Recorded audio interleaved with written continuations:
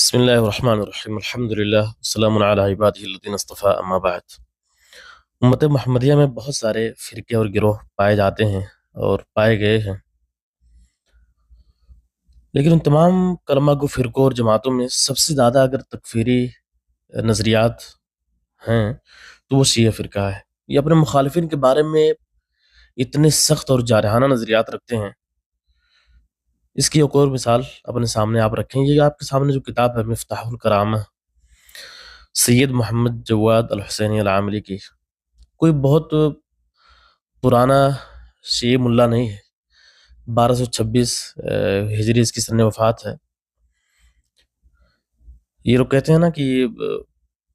یہ جو سخت نظریات شیعوں کے یہاں جو تکفیری نظریات پائے جاتے ہیں، یہ سب پرانی کتابوں میں، پرانی نہیں پرانی اور نئی ساری کتابوں میں پائی جاتی ہے۔ 1226 ہجری میں وفات پانے والا شیعی عالم محمد جواد الحسینی، دیکھیں یہ کیا کہتا ہے۔ یہ جلد نمبر 12 ہے، الجزء الثانی عشر۔ یہ لکھتا ہے والمخالف لیس مؤمنا ولا اخا له۔ مخالف، میں نے کئی بار کہا کہ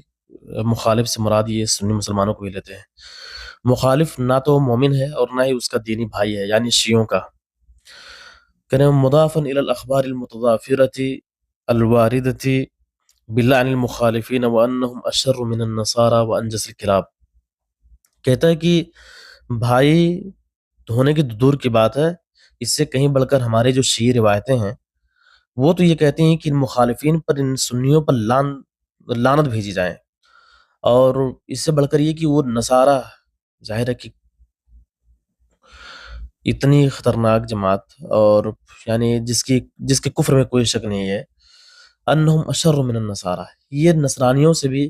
بدتر ہیں، وانجس من الکلاب، کتوں سے بھی کہیں زیادہ پلید اور نجس ہیں۔ یہ اس قوم کے نظریات ہیں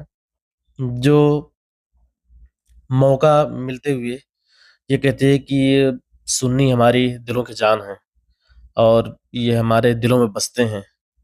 ہم ان کے بغیر رہ نہیں سکتے۔ شیعہ سنی کوئی اختلاف نہیں ہے، لیکن یہ نظریات دیکھیں کہ کتابوں میں کیا کچھ کہا گیا ہے کہ نہ تو یہ ہمارے بھائی ہیں، نہ تو یہ مومن ہیں، بلکہ اس سے کہیں بڑھ کر یہ اس لائق ہیں کہ ان پر لعن طعن کیا جائے، یہ نصرانیوں سے بھی بدتر ہیں اور کتوں سے بھی کہیں زیادہ پلید اور نجس اور خبیث ہیں، یہ کچھ کہا جاتا ہے۔ اور ایک اور کتاب اس سے بھی کہیں زیادہ بڑھ کر کے، یہ جو کتاب آپ کے سامنے ہے جواہر الکلام فی شرح شرائع الاسلام، محمد حسن النجفی، یہ بھی کوئی پرانا عالم نہیں، محمد حسن النجفی 1266 ہجری اس کی سن وفات ہے۔ اس نے کیا کچھ لکھا دیکھیں، کہتا لیکن لا يخفى على الخبير الماهر الواقف على ما تضافرت به النصوص بل تواترت من لعنهم وسبهم وشتمهم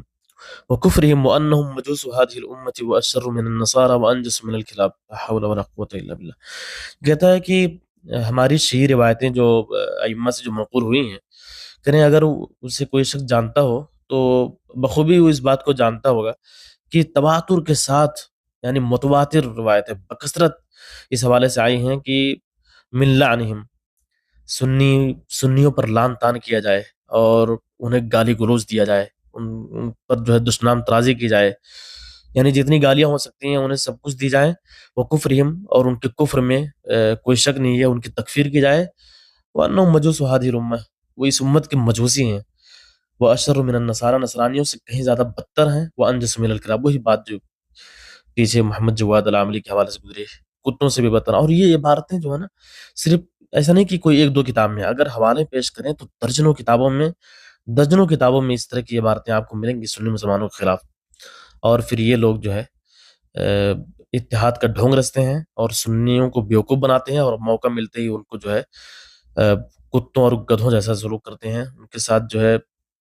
بدترین قسم کا سلوک کرتے ہیں، انہیں مارتے ہیں، کاٹتے ہیں، دہشت گردانہ رویہ برتتے ہیں، اور دنیا کے سامنے یہ ساری چیزیں واضح ہیں، لیکن آنکھیں اگر ہوں بند تو پھر دن بھی رات ہے، ورنہ قصور کیا ہے بھلا آفتاب کا، یہ معاملہ ہے۔